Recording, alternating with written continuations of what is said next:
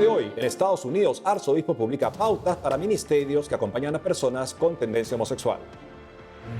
En México, hospital público niega la entrada a un sacerdote para dar la unción de los enfermos. Costa Rica de fiesta nacional en honor a su patrona Nuestra Señora de los Ángeles. Conoceremos a la joven peruana que representa a su país en el primer encuentro mundial de influencers católicos en la JMJ de Lisboa. En España, la Iglesia trabaja para preservar la fe en la Basílica de la Sagrada Familia, en medio de visitas turísticas que este verano rompen récords. Hola Natalie, un gusto estar contigo. Un gusto estar contigo, Eddie, y saludamos a todos nuestros televidentes peruanos hoy por Fiestas Patrias. Así es, gracias por acompañarnos en EWTN Noticias. Soy Eddie Rodríguez Morel. Yo soy Natalie Paredes. Empezamos las noticias contándoles que los ministerios para personas que experimentan tendencia homosexual cuentan con una nueva guía pastoral para el acompañamiento de estos casos que, como el catecismo lo pide, deben ser acogidos con respeto, compasión, delicadeza y acercados gradual y resueltamente a la perfección cristiana. Se trata del manual titulado Como todo discípulo, acompañamiento para personas que experimentan tendencia homosexual del arzobispo de Baltimore, Estados Unidos, Monseñor William Lori. Conozcamos aquí las pautas principales presentadas por el prelado de ayuda para conducir estos apostolados.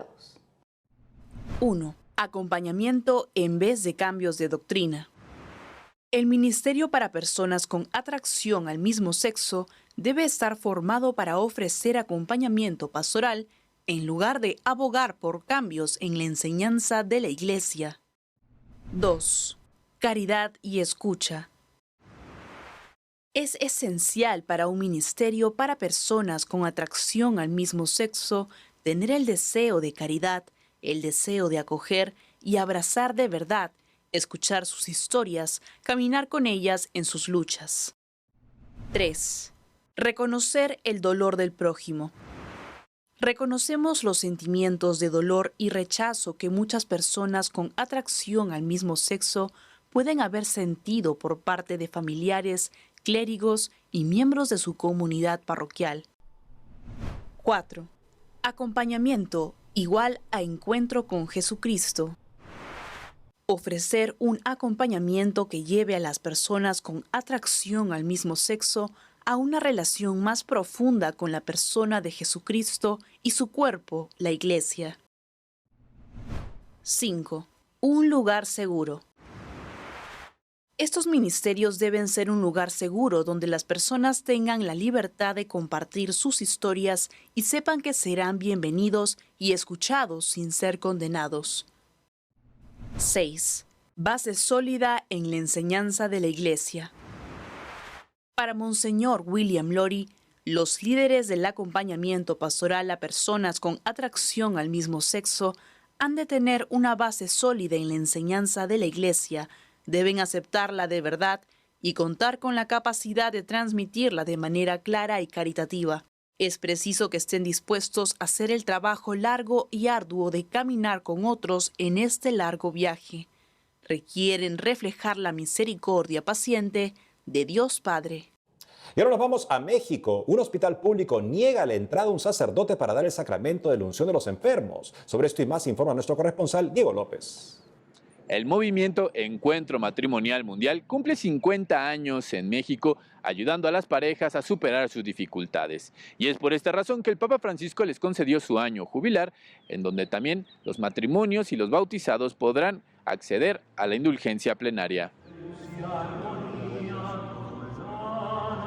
El pasado 22 de julio dio inicio a su año jubilar con una misa en la Basílica de Guadalupe, donde se leyó una carta enviada por el Papa Francisco, quien les agradeció la labor que realizan y animó a los matrimonios a tener constantemente presente al Espíritu Santo para sortear con mayor facilidad las dificultades que se encuentren.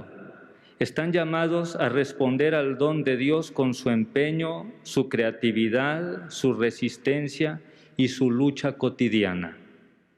Pero siempre podrán invocar al Espíritu Santo que ha consagrado su unión, para que la gracia recibida se manifieste nuevamente en cada nueva situación. Actualmente, el movimiento cuenta con 3.800 miembros activos repartidos en 120 ciudades, que durante un fin de semana asisten a parejas casadas y sacerdotes sobre el significado de sus vocaciones y aprender herramientas para nutrir su amor. Como Salvador y Leti, quienes creyeron que luego de estar 16 años juntos habían perdido la ilusión y ahora comparten su experiencia con las demás parejas. Hay una parte en el encuentro que nos gusta mucho, que es una frase muy especial: el amor no es amor hasta que no se entrega a los demás. Y es el amor que yo tengo, entregárselo a Leti, y nuestro amor entregárselo a nuestros hijos y a que otros conozcan lo que a nosotros nos ha ayudado a tener un estilo de vida diferente. El año jubilar se extenderá hasta el 26 de julio de 2024. Durante este periodo de tiempo se realizarán distintas actividades y se concederá indulgencias a todo aquel que realice los actos comunes para alcanzarla, y además visite un templo mariano, participe en las celebraciones jubilares y haga una oración a la Sagrada Familia. Ahora, desde tu celular, podrás aumentar tu amor al Sagrado Corazón de Jesús, aprender más sobre esta devoción y también conocer sobre las promesas que el Señor le tiene a todos sus fieles. Sagrado Corazón es una app desarrollada por mexicanos del sureste del país que promete ganarse el cielo en menos de un año. En ella encontrarás y podrás reflexionar sobre las 12 promesas que el Señor le reveló a Santa Margarita, que no son otra cosa que los tesoros de gratificación y salvación que el Señor tiene para quienes le rindan amor, honor y gloria. El mismo tiene un sistema que ayuda a recordar y prepararse para comulgar en los primeros días de cada mes, fomentando así la perseverancia y el cumplimiento de esta devoción llamada pasaporte para ir al cielo. Asimismo, a través de esta se podrá hacer una consagración personal al Sagrado Corazón y, si así lo deseas, invitar a tus amigos y familiares a sumarse. A un sacerdote en el estado de Coahuila le fue negado el acceso a un hospital público. Este quería ingresar para poder darle los santos óleos a una persona que se encontraba en un estado de salud delicado. El padre Rafael López del Clero de Torreón, al norte de México, denunció que la unidad médica de alta especialidad número 71, perteneciente al Instituto Mexicano del Seguro Social, no le permitió untar a tiempo los santos óleos a una joven a punto de morir. Luego de 40 minutos de espera y distintas presiones, finalmente le permitieron el ingreso, aunque ya era demasiado tarde, pues la mujer ya había fallecido. María Auxiliadora era una madre de 23 años que sufrió quemaduras graves junto a su hijo de apenas 2 años al explotar su vivienda. El pequeño murió 10 días después del incidente y la madre una semana más tarde, luego de estar en coma. El sacerdote expresó que este hecho no es aislado y recientemente distintos hospitales han complicado la atención espiritual a los ministros de culto. Hasta ahorita no ha habido una respuesta favorable. Me han comentado algunos sacerdotes que siguen la misma situación, o sea, siguen sin permitir el acceso o los protocolos, ¿verdad? Que tienen que realizar, ir a trabajo social, pero lo tiene que hacer la familia. Entonces, pues, falta de sensibilidad ante el dolor y el sufrimiento de las personas. Finalmente, pidió mayor sensibilidad a las autoridades, pues dijo, por un trámite no se les está brindando el derecho universal al apoyo espiritual. Reportó para WTN Noticias, Diego López. Por otro lado, en Costa Rica, los católicos celebran a la Virgen patrona de su país. Sobre esto y más nos cuenta nuestra corresponsal Anastasia Telles. Desde las afueras de la Basílica en Cartago nos encontramos debido a que miles peregrinan en estas fechas hacia este lugar en donde celebramos a la patrona de todos los ticos, la Virgen de los Ángeles. En nuestro país, la fe y la devoción a la Virgen María en la advocación de Nuestra Señora de los Ángeles, cariñosamente conocida como la Negrita, ocupan un lugar especial en la vida de sus habitantes. La fiesta nacional en honor a la Virgen es una celebración de profundo significado espiritual que reúne a creyentes de todas las regiones y diócesis para rendir homenaje a su Madre Celestial. La festividad incluye una serie de actividades religiosas y culturales que atraen a fieles de toda la nación. Uno de los momentos más destacados de esta celebración es el Día del Peregrino, en el que cientos de miles de devotos provenientes de todos los rincones del país caminan hasta el Santuario Nacional para encontrarse con la imagen de Nuestra Señora de los Ángeles. La fiesta nacional incluye la visita de representantes de cada diócesis, quienes participan en conciertos y congresos para fortalecer su fe y espiritualidad. Entre los eventos más significativos se llevó a cabo el segundo Congreso Teológico Pastoral sobre el proceso sinodal. Escuchemos. En el ámbito de la formación permanente necesaria en todos los cristianos, realizaremos este año 2023 el segundo Congreso Teológico Pastoral sobre el proceso sinodal y la reflexión de la Iglesia en América Latina y en Costa Rica. Este congreso, que es abierto a todo público, estará a cargo de su eminencia el señor Cardenal Felipe Arizmendi Esquivel, obispo cardenal emérito de Chiapas, en México. Además de los congresos y encuentros teológicos, la fiesta nacional también incluye la tradicional misa de vestición, un emotivo acto en el que se cambia el vestido de la imagen de la Virgen María. Esta ceremonia simboliza el profundo cariño y devoción que el pueblo tiene hacia la negrita. En la provincia de Cartago, Anastasia Telles Abarca, EWTN Noticias. El Papa Francisco dijo esta semana sobre la JMJ de Lisboa que es un acontecimiento al que merece la pena ir, merece la pena arriesgarse. Agregó que quien no arriesga en la vida no avanza. Lo expresó en su reciente podcast esta semana en Vatican News. Y ahora, a 5 días de la Jornada Mundial de los Jóvenes, nuestro corresponsal Nicolás García cuenta sobre los peregrinos que parten desde Perú, en donde hoy 28 de julio celebran sus fiestas patrias. ¡El Papa! ¡Esta es la juventud del Papa! ¡Esta es la juventud del Papa! El primer grupo de jóvenes peruanos ya llegó a Lisboa. Son los alumnos de la Universidad Católica Santo Toribio de Mogrovejo. Están en el santuario de Fátima desde el lunes 24 último. La Conferencia Episcopal Peruana también envió a la Delegación Oficial de Jóvenes Peruanos.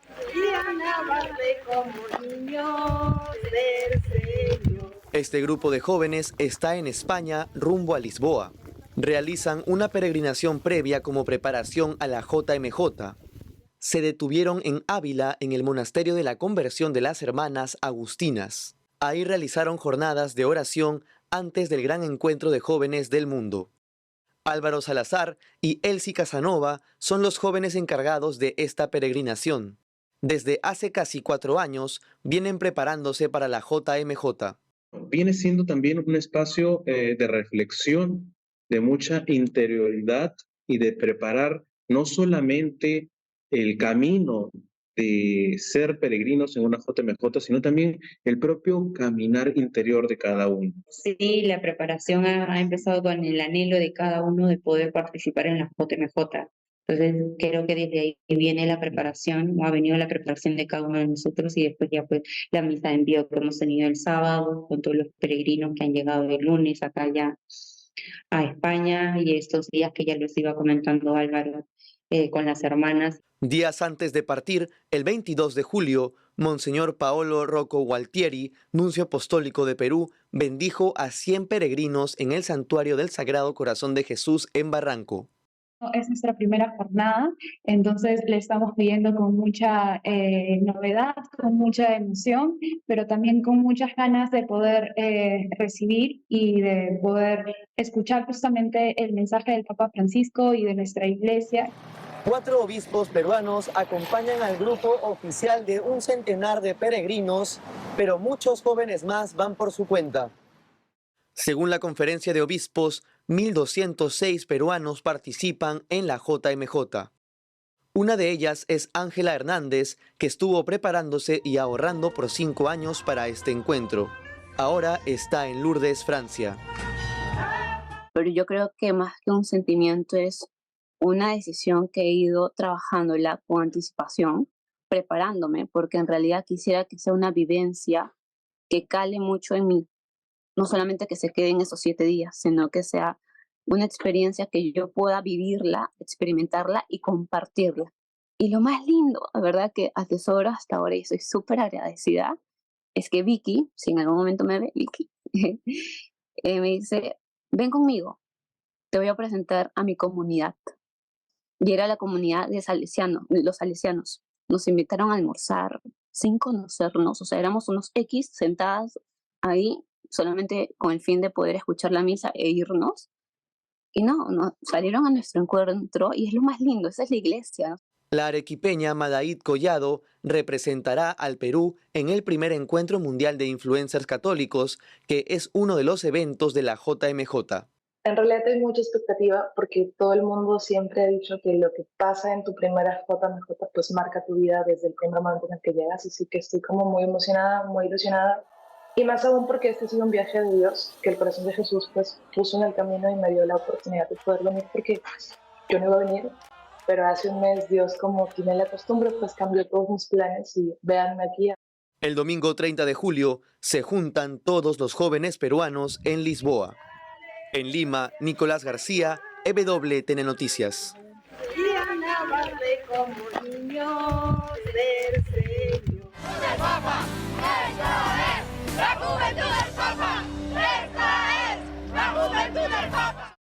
La Basílica de la Sagrada Familia en España superó este verano los niveles récord de turismo previos a la pandemia, según Associated Press. Sin embargo, las autoridades eclesiásticas del emblemático templo histórico están buscando preservar la fe en lugar de solo el interés arquitectónico. Los detalles aquí.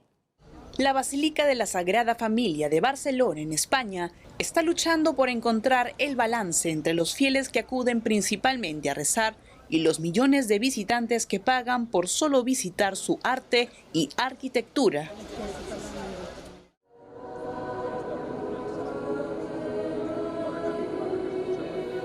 El también conocido como Templo Expiatorio de la Sagrada Familia, diseñado por el famoso arquitecto católico Antonio Gaudí, recibe a millones de turistas que acuden en masa todos los días. Tanto fieles locales como extranjeros participan de las misas dominicales en diversos idiomas. Es capaz de poder acoger. Ante el incremento del turismo en el templo, surge el cuestionamiento de cómo preservar la misión principal de la Iglesia sin sacrificar su propósito espiritual. La Basílica de la Sagrada Familia maneja la estrategia de separar a los visitantes de los fieles, también celebrar la Eucaristía en distintas áreas de la Basílica, prohíbe las visitas a la hora del culto y organiza colas de entrada totalmente separadas, según Associated Press. Para Steve Camp Sala, presidente delegado del consorcio constructor de la Sagrada Familia, la catedral debe servir tanto a los turistas como a los feligreses. Esto es inevitable. Por consiguiente, nosotros no podemos discernir si uno viene por devoción o viene por turismo. La Iglesia está abierta. Por consiguiente, mientras respeten la celebración y no molesten, pueden hacer lo que quieran. A pesar de las dificultades, el rector de la Basílica de la Sagrada Familia, padre Josep María Turull, asegura que en este templo las personas pueden experimentar lo que el siervo de Dios, Antonio Gaudí, pretendía, que es la experiencia única de participar en el misterio de la Eucaristía. Incluso aquellos que no son creyentes o no saben mucho al respecto. Por ello, hizo un llamado a participar de este encuentro en la Basílica, porque se puede sentir, casi físicamente, en sus palabras, la intensidad del misterio de Cristo durante la Santa Misa. Hacemos una pausa y al volver, el movimiento Fulton Sheen emprende labor para reavivar la causa de canonización del arzobispo. Además, hoy es la fiesta de Santa Alfonsa María de la Concepción, la primera santa de la India. Le contamos su vida. Volvemos con más noticias con Enfoque Católico.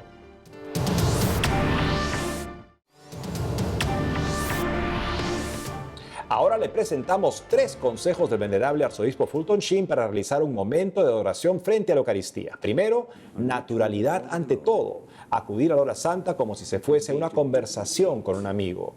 Segundo, llevar y leer la Sagrada Escritura hasta que venga un pensamiento y dejar que fluya la oración. Tercero, arrodillarse si es posible porque indica humildad, como nuestro Señor en el huerto. Nicolás García, periodista de WTN Noticias, entrevistó al doctor Peter Howard, fundador del movimiento Fulton Sheen, sobre su labor para reavivar la causa de canonización del arzobispo y agendar la misa de su beatificación. Veamos. Doctor Peter Howard, ¿cuál es la situación de la causa de beatificación del venerable arzobispo Fulton Sheen?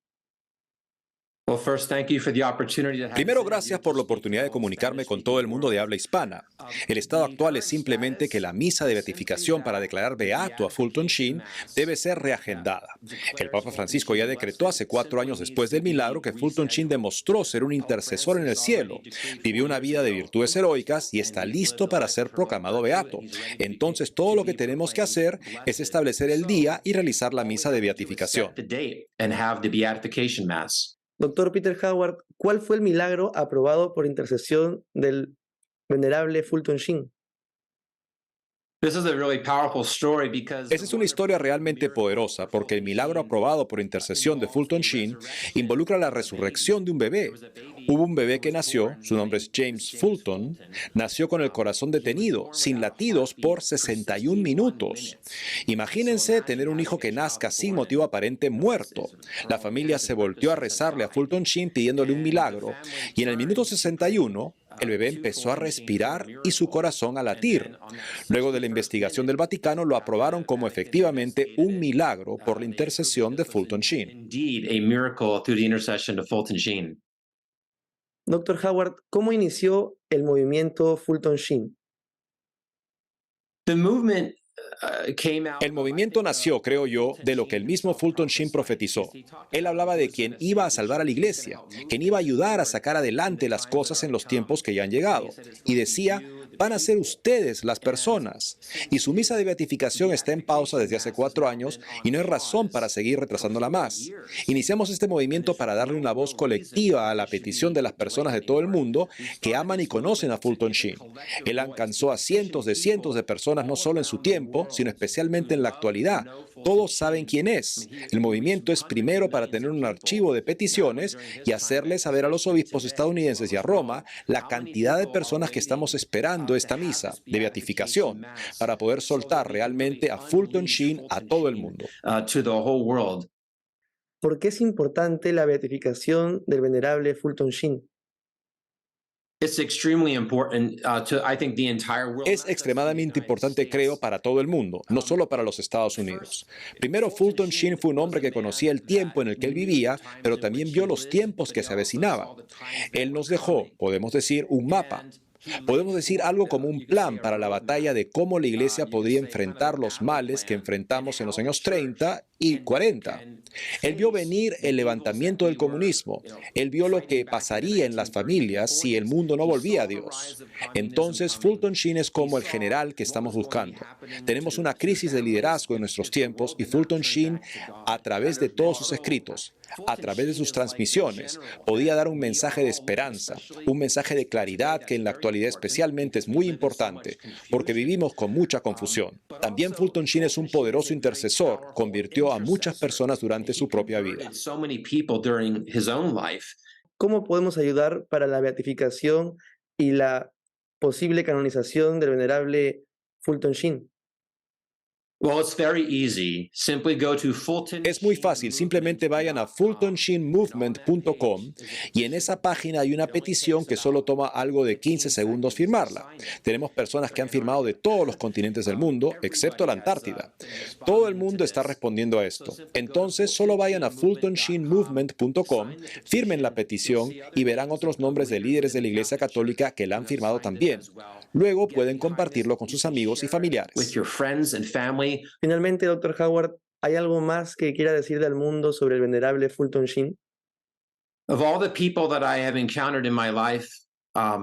De todas las personas con las que me he encontrado en mi vida, como teólogos o directores espirituales, y han impactado en lo que Dios ha hecho en mi vida, ninguno ha tenido el impacto en mi vida interior, en mi matrimonio, mi vida familiar, mi misión, mi propósito que Fulton Sheen.